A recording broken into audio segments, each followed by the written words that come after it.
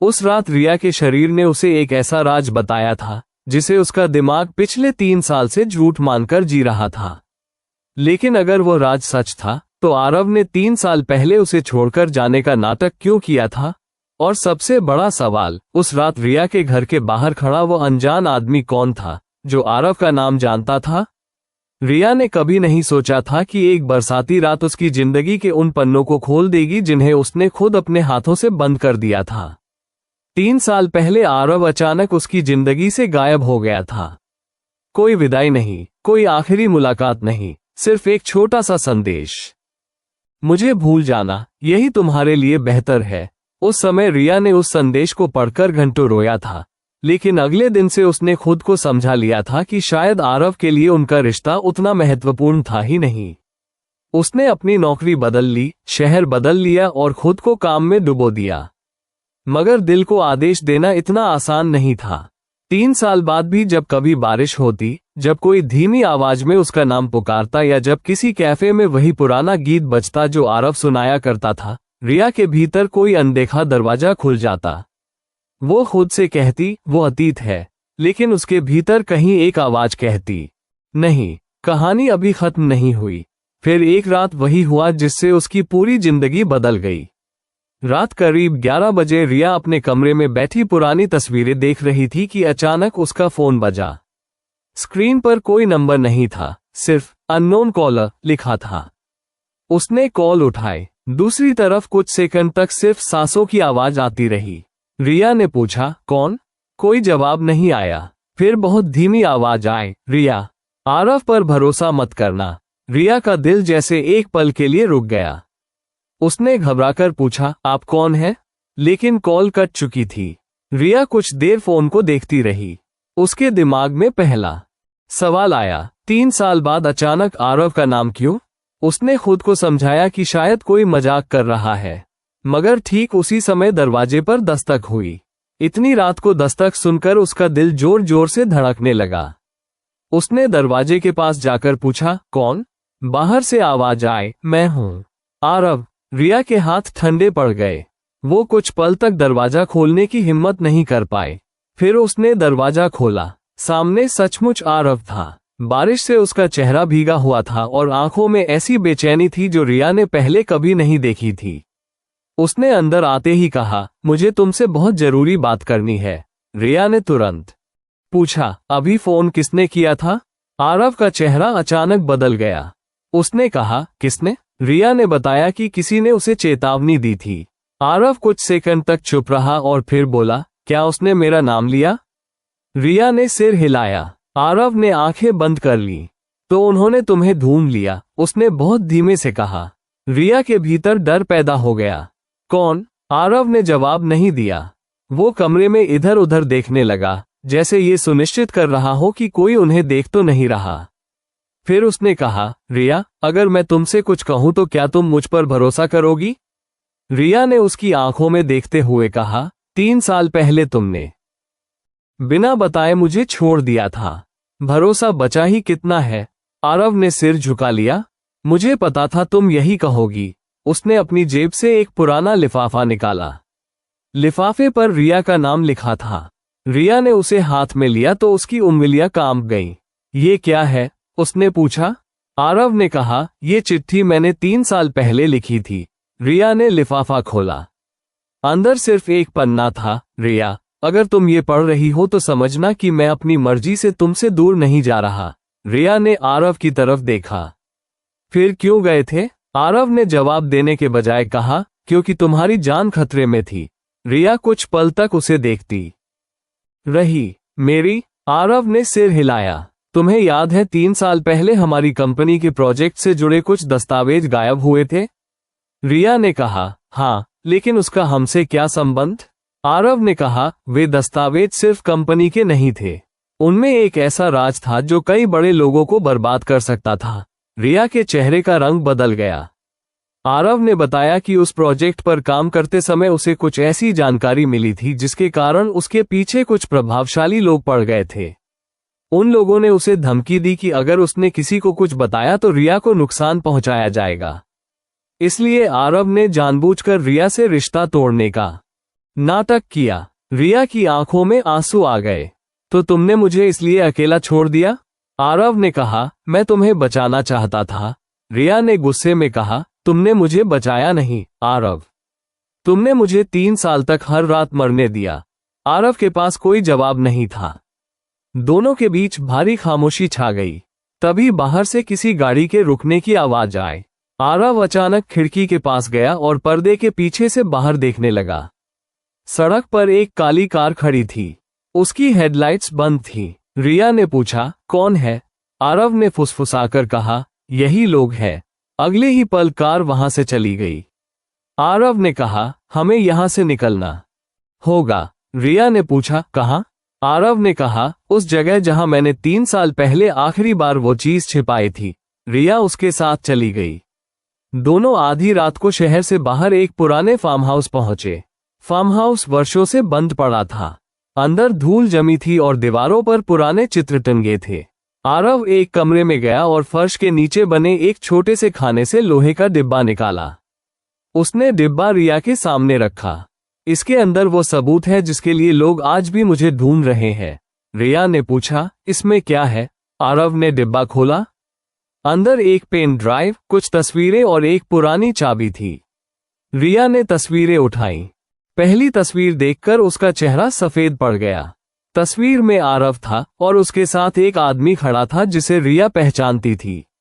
वो आदमी उसके अपने पिता के पुराने बिजनेस पार्टनर का बेटा था। रिया ने कांपती आवाज में पूछा, ये यहाँ क्यों है? आरव ने कहा, क्योंकि यही वो आदमी है जिसने पूरा खेल शुरू किया था। रिया ने अगली तस्वीर देखी और उसकी सांस अटक गई। तस्वीर के पीछे तारीख लिखी थी, वही तारीख जिस दिन आरव ने उसे छोड़ा था। इसका मतलब? रिया ने पूछा। आरव ने कहा, उस रात मैं तुम्हारे घर आया था, लेकिन तुम्हें मिलने से पहले किसी ने मुझे पकड़ लिया था। रिया ने अविश्वास से उसकी ओर देखा। लेकिन तुमने मुझे संदेश भेजा था। आरव ने कहा, वो संदेश मैंने नहीं भेजा था। कमरे में जैसे समय रुक गया। रिया ने फोन निकाला और 3 साल पुराना वो संदेश खोजने लगी। उसने संदेश पढ़ा। अचानक उसे एक छोटी सी बात याद आई। संदेश के अंत में आरव का वो शब्द था जिसे वो कभी इस्तेमाल नहीं करता था। रिया ने सिर उठाकर कहा, तो वो संदेश? आरव ने कहा, किसी और ने भेजा था। तभी फार्म हाउस के बाहर किसी चीज के गिरने की आवाज हुई। दोनों चौंक गए। आरव ने रिया को शांत रहने का इशारा किया। कुछ सेकंड बाद खिड़की के शीशे पर हल्की सी दस्तक हुई। रिया का दिल जोर से धड़कने लगा। आरव ने धीरे धीरे पर्दा हटाया। बाहर कोई नहीं था, मगर खिड़की के नीचे एक छोटा सा कागज पड़ा था। आरव ने उसे उठाया। उस पर लिखा था, तुम दोनों जितना सच के करीब जाओगे, उतना ही अतीत तुम्हें निगलने की कोशिश करेगा। रिया ने पूछा, ये कौन कर रहा है? आरव ने कहा, मुझे नहीं पता, लेकिन अब एक बात साफ है, उन्हें पता है कि सबूत हमारे पास है।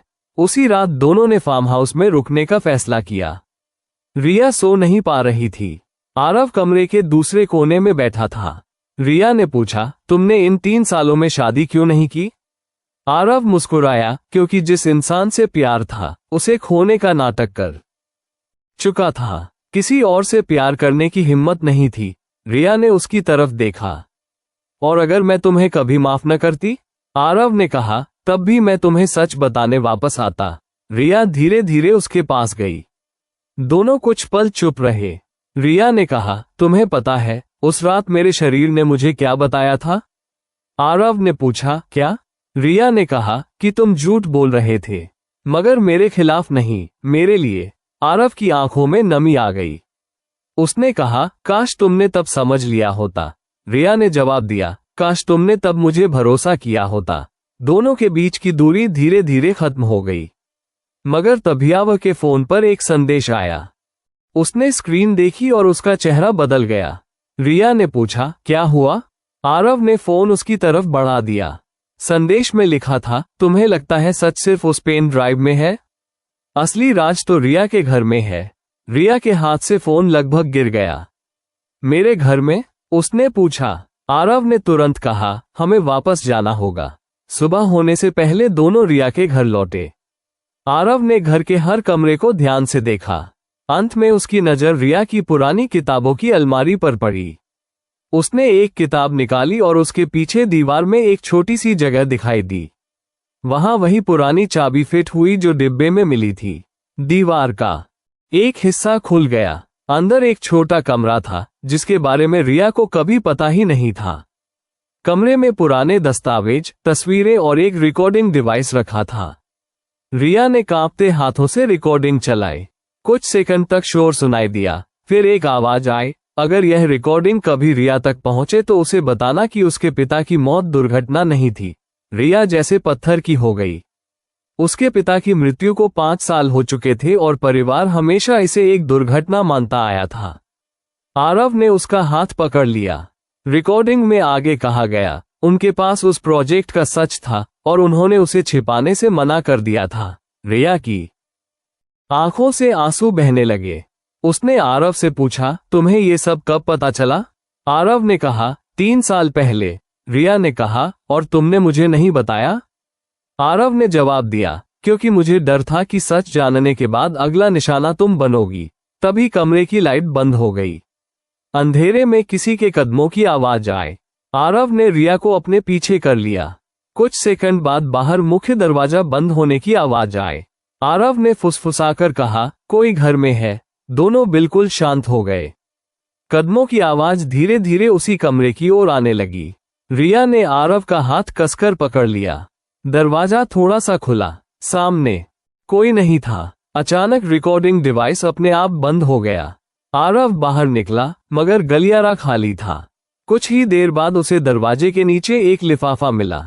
उसमें सिर्फ एक तस्वीर थी। तस्वीर देखकर रिया की सांस रुक गई। उसमें उसके पिता, आरव और एक तीसरा व्यक्ति खड़े थे। लेकिन सबसे बड़ा रहस्य तस्वीर के पीछे लिखा एक वाक्य था, जिसे तुम दुश्मन समझ रहे हो वही तुम्हें बचा रहा है। रिया ने आरव की ओर देखा। इसका मतलब क्या है? आरव ने कहा, मुझे नहीं पता। फिर अचानक रिया की नजर तस्वीर में तीसरे व्यक्ति के चेहरे पर गई। वो चेहरा उसे जाना पहचाना लग रहा था। बहुत करीब से देखने पर उसकी आंखें फैल गईं। ये तो, वो बोलते बोलते रुक गई। आरव ने पूछा, कौन? रिया ने धीरे से कहा, ये मेरे पिता के पुराने दोस्त हैं और मेरे पिता की मौत के बाद उन्होंने ही हमारी मदद की थी। उसी क्षण बाहर कार रुकने की आवाज आई। दरवाजा खुला और वही व्यक्ति अंदर आया। उसने दोनों को देखा और कहा, आखिर तुम दोनों को सच मिल ही गया। रिया ने पूछा, आपने मेरे पिता को क्यों नहीं बचाया? वो आदमी कुछ पल चुप रहा और बोला, क्योंकि तब तक बहुत देर हो चुकी थी। लेकिन तुम्हें बचाने के लिए मैंने आरव को तुमसे दूर रहने को कहा था। रिया की आंखें आरव की तरफ उठी।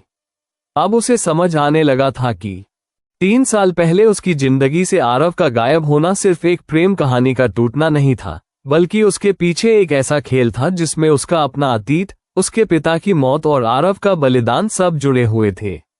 लेकिन उस आदमी ने जाते जाते एक आखिरी बात कही, सच का सबसे बड़ा हिस्सा अभी बाकी है, और वह रिया खुद है। रिया सन्न रह गई। मैं? उसने पूछा। आदमी ने सिर्फ इतना कहा, तुम्हारे पिता ने मरने से पहले एक चीज तुम्हारे नाम छोड़ी थी, जिसे तुमने कभी देखा ही नहीं। वह चला गया। रिया और आरव एक दूसरे को देखते रह गए। अगली सुबह उन्होंने पिता की पुरानी चीजों को खंगालना शुरू किया। घंटों बाद रिया को एक पुराना संगीत बॉक्स मिला। बॉक्स खोलते ही उसमें से एक छोटी चाबी गिरी। चाबी पर सिर्फ एक नंबर लिखा था, 17। आरव ने कहा, शहर के पुराने स्टेशन पर 17 नंबर लॉकर है। दोनों वहां पहुंचे। लॉकर खुला तो अंदर एक पुरानी डायरी थी। पहले पन्ने पर रिया के पिता की लिखावट थी, मेरी बेटी के लिए, जब वो सच का सामना करने के लिए तैयार हो। रिया ने डायरी खोली। आखिरी पन्ने पर लिखा था, रिया, तुम्हें कभी यह मत सोचना कि आरव ने तुम्हें धोखा दिया। उसने तुम्हें बचाने के लिए खुद को तुम्हारी नजरों में दोषी बनाया। और अगर कभी वो वापस आए तो उसकी आंखों में देखना, क्योंकि उसकी आंखें तुम्हें वो सच बता देंगी जो उसके शब्द नहीं बता पाएंगे। रिया ने डायरी बंद की और आरव की तरफ देखा। उसकी आंखों में वर्षों का दर्द था, मगर इस बार वो दर्द अकेला नहीं था, उसमें भरोसा भी था। रिया उसके पास गई और बोली, अब मुझे तुम पर शक नहीं है। आरव ने कहा, और मुझे अब तुम्हें खोने का डर नहीं है। बाहर सुबह की धूप फैल रही थी। रातों का रहस्य धीरे धीरे उजाले में बदल रहा था। मगर जाते जाते रिया ने डायरी का आखिरी पन्ना फिर खोला। नीचे एक और लाइन थी जिसे उसने पहली बार नहीं देखा था, लेकिन जिस व्यक्ति ने ये सब शुरू किया वो अभी भी तुम्हारे बहुत करीब है। रिया ने आरव की ओर देखा। कहानी फिर एक नए सवाल पर आकर रुक गई। कौन था वो व्यक्ति? क्या वो सचमुच उनका कोई अपना था? क्या रिया के पिता की मौत का राज अभी भी अधूरा था? और क्या आरव की वापसी सिर्फ प्यार थी या उसके पीछे कोई और मकसद भी था? रिया ने डायरी बंद की और मुस्कुराकर कहा, आरव, लगता है हमारी कहानी अभी खत्म नहीं हुई।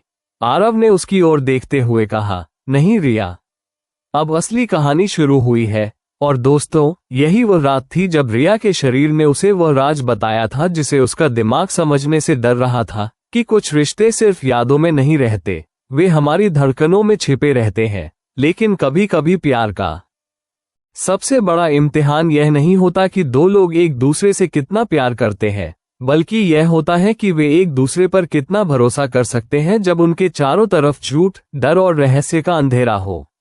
रिया और आरव की कहानी ने उन्हें एक दूसरे के करीब तो ला दिया था, लेकिन डायरी का आखिरी वाक्य अब भी उनके सामने एक अनसुलझी पहेली की तरह था। जिस व्यक्ति ने ये सब शुरू किया वो अभी भी तुम्हारे बहुत करीब है। अगर आपको लगता है कि वो व्यक्ति कौन हो सकता है, तो इस कहानी का अगला अध्याय शायद उससे भी ज्यादा रहस्यमय होगा। और याद रखिए, कभी कभी जिस राज को हम सबसे ज्यादा छिपाना चाहते हैं, वही राज एक रात हमारी धड़कनों की आवाज बनकर सामने आ जाता है। अगर आपको ये कहानी पसंद आई हो तो वीडियो को लाइक करें, चैनल को सब्सक्राइब करें और कमेंट में लिखें, सच हमेशा लौटकर आता है। क्योंकि अगली कहानी में शायद रिया को उस इंसान का चेहरा दिखाई दे जाए जिसने 3 साल पहले उसकी पूरी जिंदगी बदल दी थी, और तब पता चलेगा कि प्यार की इस कहानी में असली खलनायक आखिर कौन है।